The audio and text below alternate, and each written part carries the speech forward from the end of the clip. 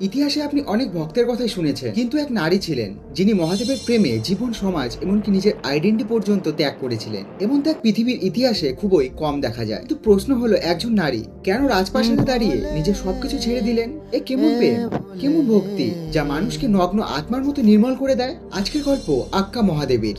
দক্ষিণ ভারতের কর্ণাটকের উদুতারি গ্রামে জন্ম নেওয়া সেই নারী, তিনি ছোটবেলা থেকেই মহাদেবকে ডাকতেন চামুলি কাজুনা নামে।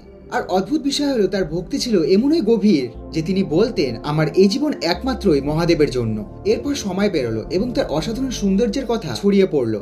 এবং একদিন সেখানকার স্থানীয় রাজা কৌশিক তার সৌন্দর্য দেখে মোহিত হয়ে পড়েন এবং সে তাকে বিয়ে করার প্রস্তাব দেন। কিন্তু অক্কা স্পষ্ট বলেন যে আমার একমাত্র প্রভু মহাদেব, তিনি আমার কাছে সবকিছু। কিন্তু সমাজের চাপে তাকে রাজাকে বিয়ে করতে হয়েছিল। তবুও প্রাসাদে থেকে তার মন ছিল শুধুমাত্র শিবের প্রতি। এবং তারপরে রাজা ধীরে ধীরে হিংসায় জ্বলে ওঠেন।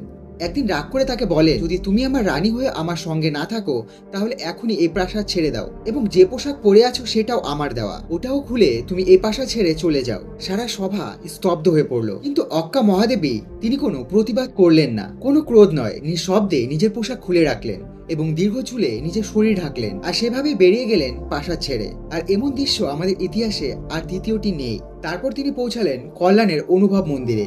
মানুষ বিস্ময়ে তাকিয়েছিলেন, কিন্তু সাধুরা বলে উঠলেন, যার আত্মা এত পবিত্র তার বাইরে কোনো আবরণের প্রয়োজন নেই। কিছুদিন পর তিনি সেখান থেকে চলে যান শ্রী শৈলাম উদল সঙ্গমের জঙ্গলে। এক গুহায় বসে দীর্ঘ তপস্যা করেন এবং বলা হয় অবশেষে তিনি শিবের জ্যোতির্লিঙ্গে মিলিয়ে যান, যেন আলোর ভেতরই আলো। গভীর ভক্তির চূড়ান্ত মুক্তি।